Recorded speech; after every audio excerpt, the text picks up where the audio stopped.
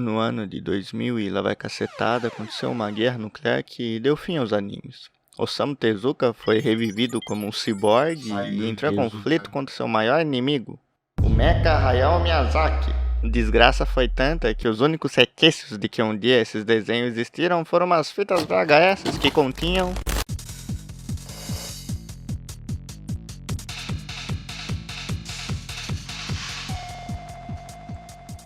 Oi, Jojo é bom e bem-vindos a mais um figurante de anime de comédia chamado Vida. Eu sou o figurante e vou contar um pouquinho da minha vida pra vocês e, claro, vamos falar de animes também, que é o que realmente importa.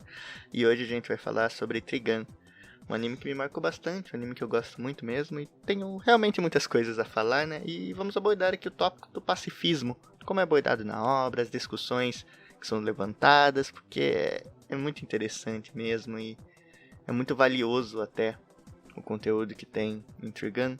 A gente vai focar mais no anime e no anime clássico, né, que saiu o Stampede recentemente, mas eu ainda não vi. Então vou falar do anime clássico e talvez abordar um pouquinho do mangá também, né, mas vai ser interessante. Mas antes, né, só passar um recadinho aqui. Caso vocês queiram apoiar esse projeto, tem aí na descrição o link para o Padrim.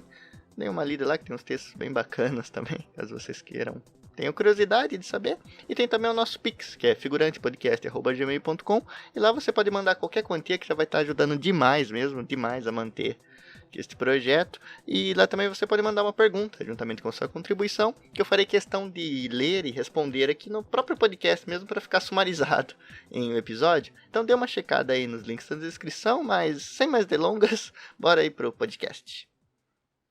Não é um podcast de ensaio, porque eu não ensaiei. Também não é filosofia de boteco, porque eu não bebo. É apenas um desabafo. Trigando ódio, crítica ao pacifismo. E o que eu quero dizer com isso? Que Trigun é realmente um grande ódio ao pacifismo, a passar essa mensagem. Mas dentro dele também tem muitas críticas até e muitas reflexões sobre o que de fato leva ao pacifismo e quais são as consequências dele.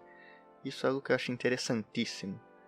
O conceito do pacifismo em si já me agrada bastante, já é algo que eu olho para ele de várias maneiras. Tem várias maneiras de você observar esse quesito, né? Observar essa questão do pacifismo.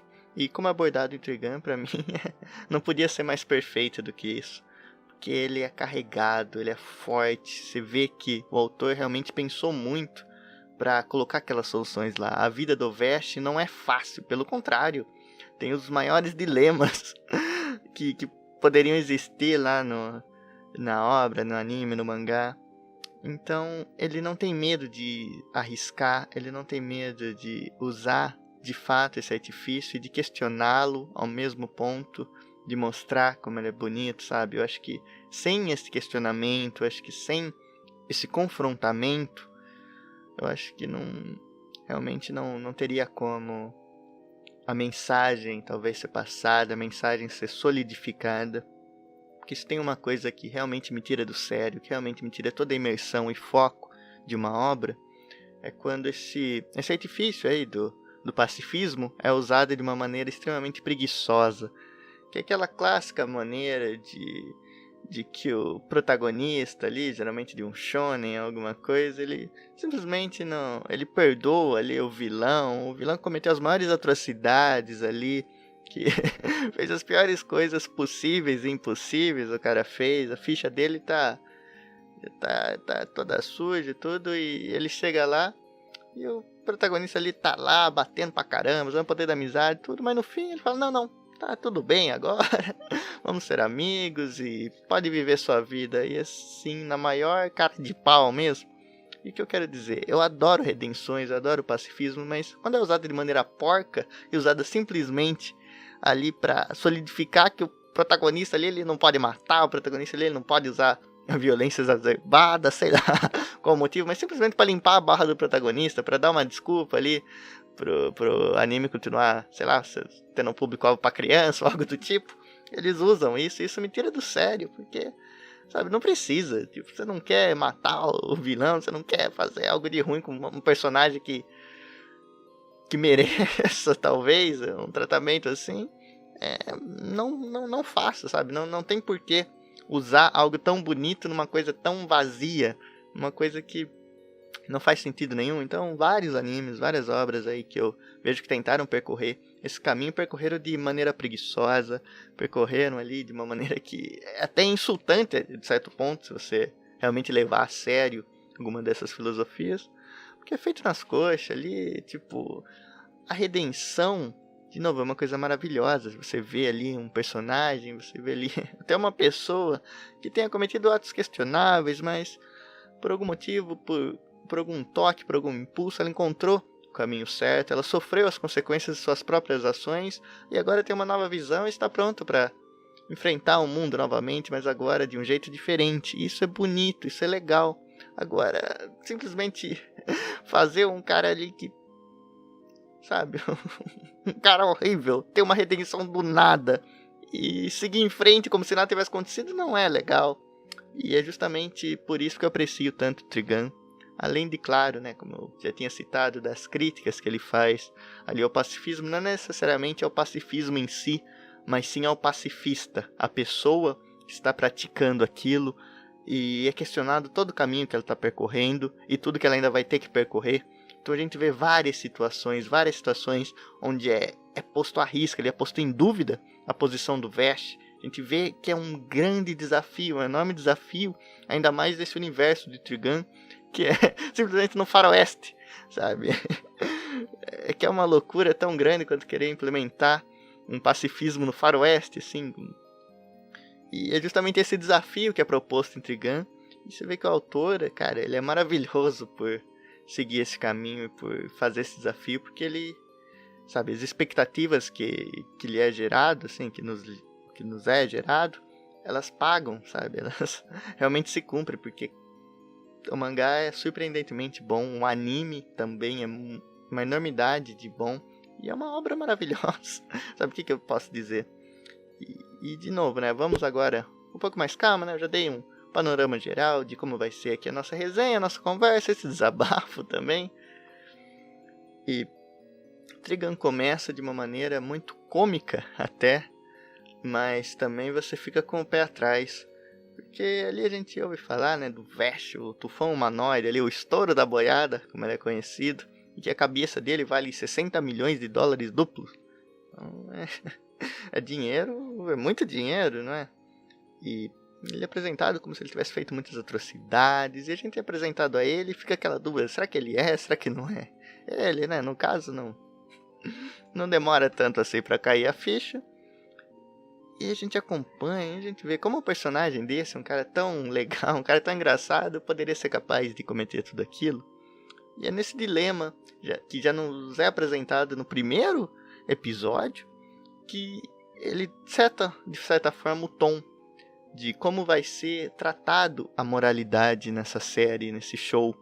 Que a moralidade está sempre sendo ali posto em contradições na moral de alguém, em situações, e você se vê obrigado a se colocar naquilo também e pensar, o que você faria naquela situação? O que eu faria naquela situação? Eu não sei.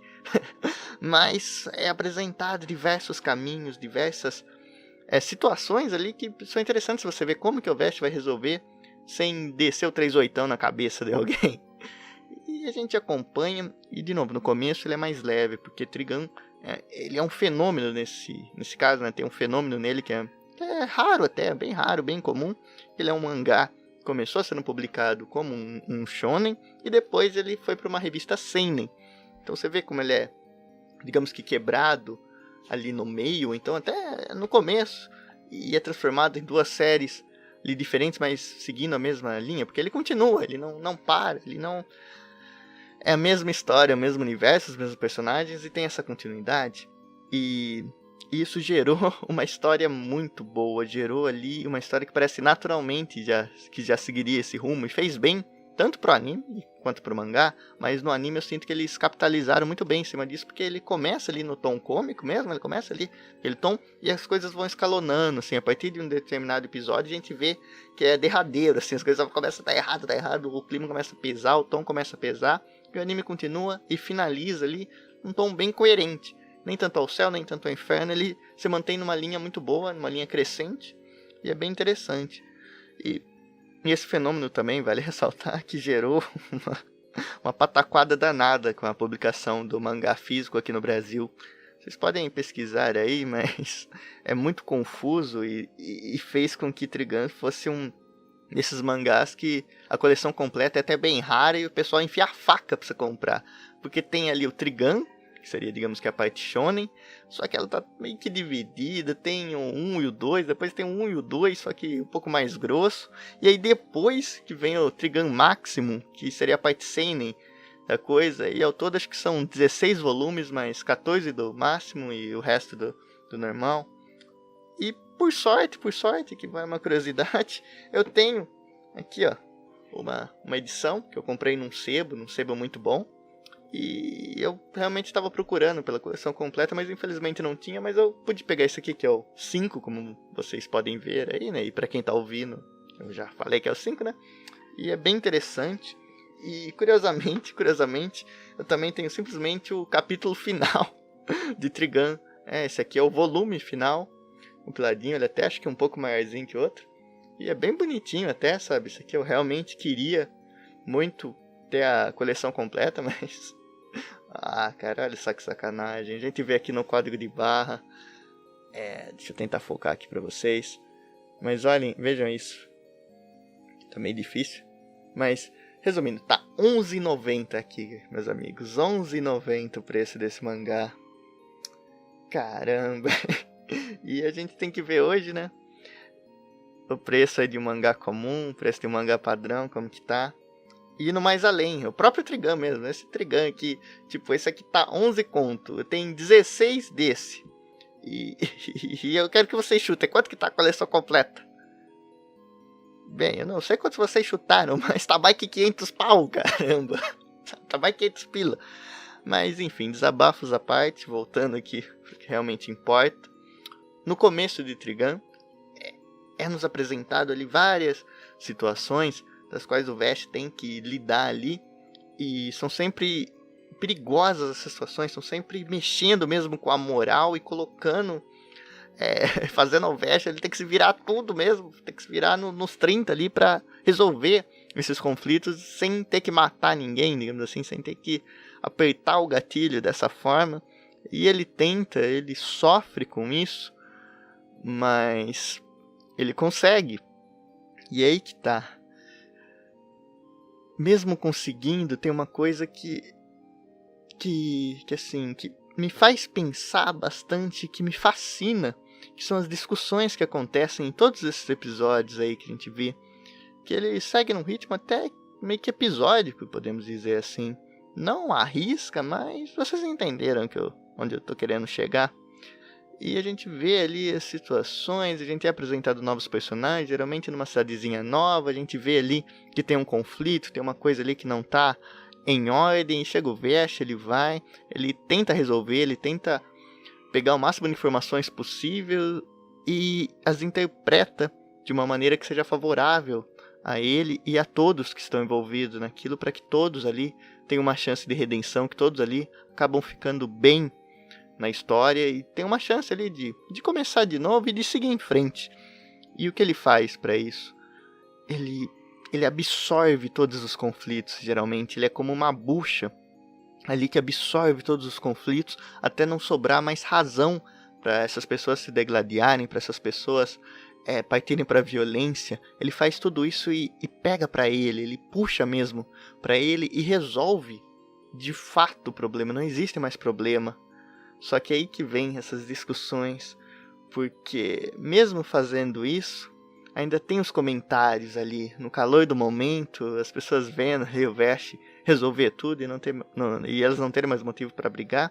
Só que elas vão lá e acabam que descontando um pouco no Vest e falando para ele, assim, pedindo para ele se colocar naquela situação, mas se colocar naquela situação como se realmente importasse para ele, como se ele tivesse nesse conflito pessoal, que geralmente eram conflitos pessoais. O Vest vinha, tirava da cartola lá algum jeito e não restava mais motivo para o conflito, só que as feridas ainda demorariam para fechar, então as pessoas acabavam descontando nele as frustrações de não terem de fato resolvido com as próprias mãos.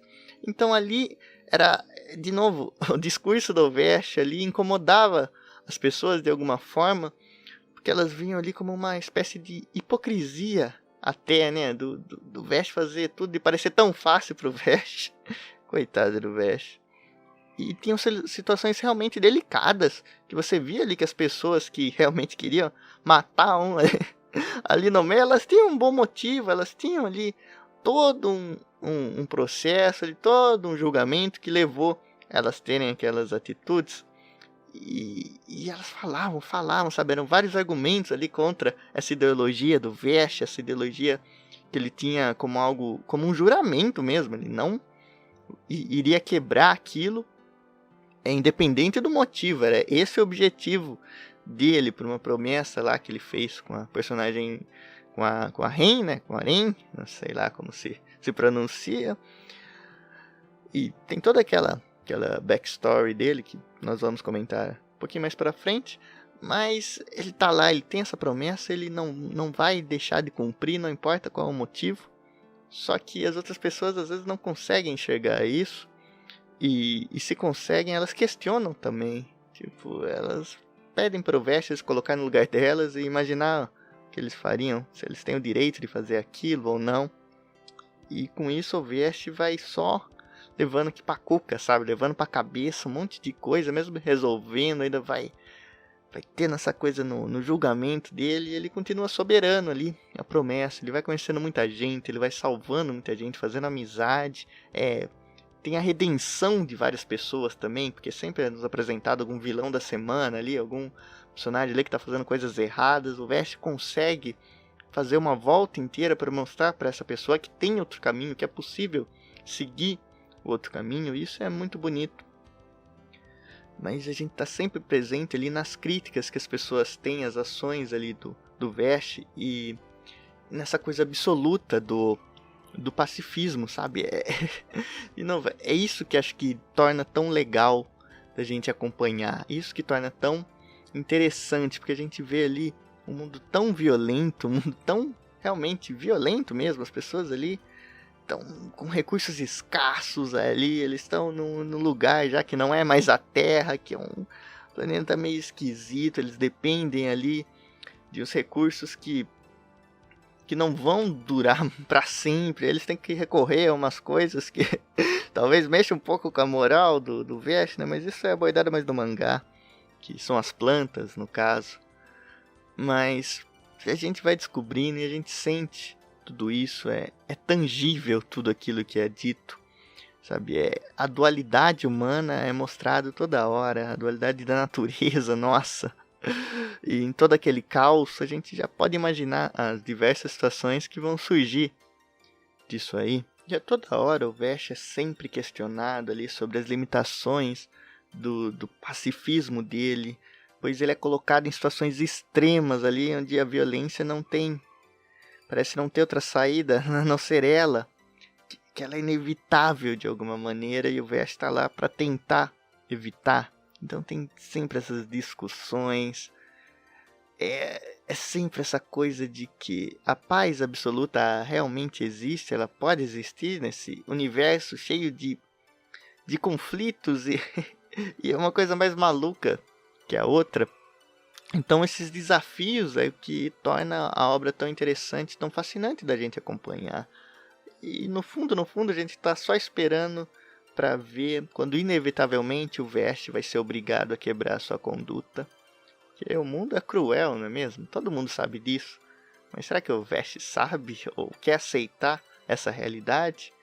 Será que ele é realmente tão ingênuo? Ou será que a hipocrisia dele é bem maior que a ingenuidade? São coisas que a gente vai se perguntando, mas para mim, pelo menos, ficou muito claro tudo isso quando é nos mostrado pela primeira vez as cicatrizes do Vashti. Aquilo para mim é um ponto de virada e é um ponto da gente refletir, porque é basicamente como se ele fisicamente estivesse absorvendo a dor de todo mundo. Ele está absorvendo a dor de todo mundo no próprio corpo. E a gente vê aquelas marcas ali que são feias, não é mesmo? São horrorosas. E a gente se pergunta se a gente realmente vale tudo isso, sabe? Vale esse sofrimento de alguém para salvar outras vidas. E eles não faz pensar, não faz pensar. Porque o Vashti estava fazendo tudo aquilo mesmo e recebendo feridas atrás de feridas, cicatrizes atrás de cicatrizes, tudo para manter essa promessa, tudo para manter esse juramento, essa prática do pacifismo em pé. E ali a gente dá uma titubeada também, porque a gente fala, pô, será que tá valendo a pena ele fazer tudo isso? Ele só tá apanhando, ele só tá sofrendo, não só física como mentalmente, aquilo tá esgotando ele. E aquilo parece que nunca vai ter fim, porque como é que ele vai alcançar e fazer as pessoas enxergarem que é possível trazer essa paz absoluta sofrendo desse jeito, sabe? A paz é pra quem, no fim das contas? E aí que mora, acho que talvez a maior hipocrisia que possa existir nessa obra. Eu estou usando hipocrisia de uma maneira muito leve, apenas para vocês entenderem essa dualidade, que é justamente o fato de que, por mais que o Vashti tente mostrar, por mais que o Vashti consiga mostrar que é possível, sim, nem tudo ser resolvido na violência, nem tudo ser resolvido daquele jeito, ele também mostra que nenhum humano conseguiria fazer o que ele fez. Ele mostra que o que ele faz é algo intangível, porque qualquer humano que tivesse sofrido, sei lá, metade, 1/3 das cicatrizes ali, dos ferimentos que ele sofreu, já teria ido pra vala há muito tempo. Então é essa coisa que as pessoas sempre jogam pra ele, falando que ele não as entende. E de fato, ele não as entende totalmente. E ele busca entender, e a gente acompanha essa caminhada dele, né? Que o Vashti, ele não é um humano. Ele é uma planta, digamos assim. Mas pra mim, a minha visão que eu tenho do Vashti é que ele é literalmente um anjo. Assim, um anjo que caiu ali do céu e está na terra com toda a sua ingenuidade e bondade, passando essa mensagem para as pessoas. Que acho que mais do que as ações dele, mais do que esse juramento que ele se impôs ali, que ele aceitou, digamos assim, eu acho que mais tudo isso, o que fica mesmo é a proposta. É quase que como uma parábola. Porque de um lado a gente tem ali o Vashti, o cara que caiu do céu, que caiu dos céus e está aqui pregando bem. Do outro a gente tem o Knives, que foi o motivo do Vashti ter caído do céu. E ele é como se tivesse sido expulso do céu ou se expulsado. E se por um lado o Vashti quer fazer o bem, ele obviamente quer fazer o mal, porque é assim que tem que ser. Então a gente acompanha, e é muito legal narrativamente, como a história é feita a partir de que o vilão ele não quer simplesmente dominar o mundo, ele não quer algo desse tipo, digamos assim, mas o principal objetivo dele, isso principalmente no anime, é justamente fazer o Vashti quebrar esse código de conduta e mostrar para ele a outra face da humanidade. É isso que consiste o personagem do Knives, é isso que consiste todas as ações que ele faz ali no anime, é justamente para querer provar esse ponto pro Vashti, que a humanidade também pode ser muito ruim, que esse lado existe, que esse lado é real. E o Vashti insiste em querer negar a existência desse lado da humanidade. Então é muito interessante mesmo a gente ver a briga desses dois. Tipo, no anime, infelizmente, tem menos, mas no mangá tem bastante dessas interações deles, bastante dessas conversas e das opiniões, de como tudo é mostrado. E a gente vai vendo, né, tipo, e que eu falei hipocrisia, acho que eu posso usar como uma ingenuidade do Vashti, porque se ele realmente é um anjo e tá aqui, é isso que lhe cabe, sabe? Não dá pra gente pedir algo além disso. É o que ele acredita e é o que ele vai fazer. E a mensagem é muito positiva, o pacifismo é algo muito bonito. E ele vai conhecendo muitas pessoas, né, no decorrer do caminho, muitos afetos, muitos desafetos. Ele faz muitas amizades, faz muitos inimigos, acaba com muitos inimigos, e algumas amizades acabam por se perder em situações trágicas. E é aí que entra o grandíssimo Wolfwood nessa história. Field é um personagem sensacional, também um dos meus personagens favoritos. E ele agrega muito na obra, ele traz um sabor muito especial que aumenta ainda mais o nível dessa obra maravilhosa que é Trigun. E ele, vou falar aqui talvez do inevitável, né, que é da morte dele, que é um momento muito marcante. E também é um ponto-chave ali para a história, obviamente. E o que eu quero dizer com isso? Que o Wolffield, ele seguia ali uma coisa contrária ao Vashj, sabe? Ele não acreditava nas pessoas, ele não acreditava muito nessa redenção, ele só conhecia o caminho de ter que apertar o gatilho. Ele só conhecia esse caminho e a vida inteira, a vida dele provou para ele, no caso, que esse era o caminho certo e que ele não deveria nem tentar olhar novos caminhos, ele não poderia escolher outro caminho senão esse. Era esse o caminho que tinha lhe sido destinado. E aí vem o Vashj e mostra para ele que existem outros caminhos, que é possível não apertar o gatilho, no caso. Eles têm várias discussões amistosas, outras nem tantos, brigas e tudo mais. É muito interessante o relacionamento deles, é algo que você não espera, digamos assim, e é algo que, sinceramente, eu nunca vi em nenhuma outra obra sendo tratada dessa maneira. Claro que existem coisas parecidas, existem ali ligações até que você pode fazer, mas exatamente assim, com essa química, eu nunca vi. Então é um mérito gigantesco a participação do Wolffield ali, inclusive na sua morte, porque o que eu quero dizer com isso é que ele morre justamente por tentar seguir esse caminho que o Vashj o apresentou, de não puxar o gatilho. Ele enxerga esse caminho depois de um breaking down que eles tiveram ali, depois de uma discussão, depois de uma briga, depois de uma crise. Ele resolve, pela primeira vez, não apertar o gatilho, e no fim ele acaba morrendo por causa disso. E poeticamente, no anime, né, no episódio que o Wolffield é morto por causa disso, por seguir a conduta do Vashj, tá lado a lado com o episódio onde o Vashj é obrigado a quebrar a própria conduta pela primeira vez. Sabe, os dois estão ali, um do lado do outro, sabe, uma sequência do outro, e eu acho isso maravilhoso. Tipo, por ironia do destino acabou sendo assim. No mangá não tenho certeza se também é de um capítulo para o outro ou algo do tipo, mas no anime ficou muito legal isso, porque é interessante, de novo, é aí que entra uma parte da crítica a esse pacifismo exacerbado, assim como a violência exacerbada é criticada. E essa crítica nada mais é que um pensamento, que um questionamento, que uma reflexão, porque um mérito desse anime também, desta obra, é que, como alguns outros animes ou desenhos, ou seja lá o que for, como outras obras, às vezes tentam impor unilateralmente a ideia do pacifismo ou qualquer outra ideia. E eu não acho nada produtivo quando essa ideia é unilateral, quando só apresenta um lado da história e esse lado é imposto no decorrer dela, sem nenhuma crítica, sem nenhuma autocrítica, sem nenhum pensamento ali, sem nenhuma reflexão.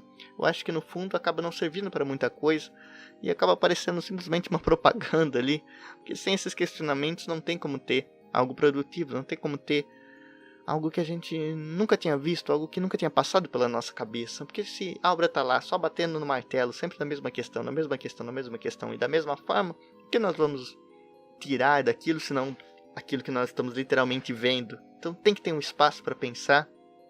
Trigun faz isso muito bem, sabe? É sensacional a forma que ele nos faz refletir sobre todas as situações que o Vashj passa. E é extremamente marcante quando ele finalmente quebra sua conduta e é obrigado a matar ali uma pessoa. E é uma cena icônica, né? No anime, acho que é uma das cenas mais icônicas que tem, o Vashj apontando um revólver ali pro legado. E ali mostra, talvez, o limite do pacifismo do Vashj. Mostrou ali que até para isso tem um limite, até ele tem um limite, que nem tudo, infelizmente nem tudo, vai ser resolvido da maneira que ele quer. Nem tudo vai ser resolvido da maneira que nós queremos. E às vezes, todo mundo vai ter seu limite, às vezes vai ser necessário fazer algumas coisas.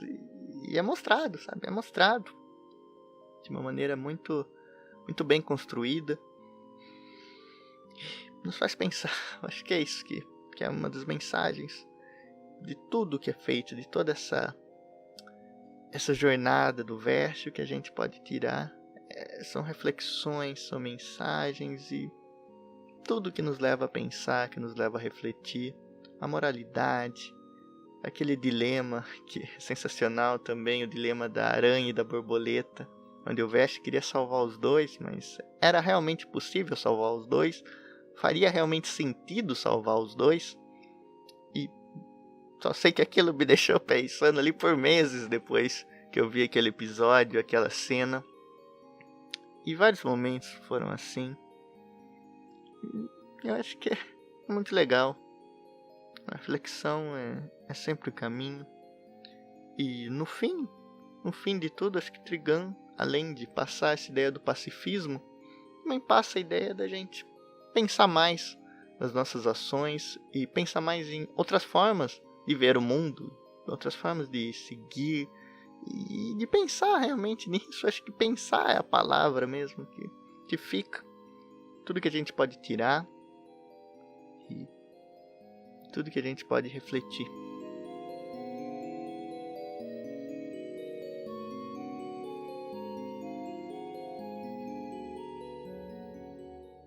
Moldar o nosso destino através de nossas escolhas. Acho que essa é a principal mensagem de Trigun. Acho que essa é a principal mensagem da obra. É a gente olhar para a importância que tem as nossas ações e como isso pode interferir na gente e nos outros. E como é importante também a gente ter compaixão e outros valores que são de extrema importância para um bom convívio. E sempre tem um espaço para redenção. Mesmo quando estamos naqueles dias, naqueles tempos onde nada parece fazer sentido, nada parece que dá certo, a gente está perdido ali, a gente está sem rumo e a gente fica pensando: como é que eu cheguei aqui? Onde foi que eu errei e que ocasionou tudo isso? Onde foi que eu me machuquei tanto a ponto de querer machucar os outros de alguma forma? Onde foi que eu passei a só me machucar por tanto tempo? Os mecanismos de defesa do nosso corpo às vezes ficam muito aguçados e nos distanciamos muito disso para gente não nos machucar mesmo. Nós nos afastamos de nós mesmos como um mecanismo de defesa. E tudo isso a gente pensa, como a gente chegou aqui, como estamos aqui. E acho que mesmo assim, a gente ainda tem a chance da redenção. Tem uma luz no fim do túnel para todo mundo. Basta a gente tentar, a gente caminhar, a gente cultivar esses valores, que algum dia isso vai valer a pena. Isso vai valer a pena. E espero que esse episódio também tenha valido a pena para você, que tenha sido interessante, que tenha sido um tempo bom e que realmente você possa tirar algo de produtivo disso. E se você quiser deixar algo de produtivo também, fique à vontade, os comentários aí estão livres, estão abertos, e eu gosto muito quando vocês os deixam, e é realmente sempre muito interessante poder ver, poder ler novas perspectivas. E deixa aí também o que você acha sobre Trigun, qual foi o momento que mais te marcou e qual a mensagem que você conseguiu tirar dele, o que você viu, o que só você viu do mangá e nunca viu ninguém comentando, né, ou no anime no caso. Mas no fundo é isso, meus amigos. Muito obrigado por terem escutado, muito obrigado por terem assistido e até a próxima.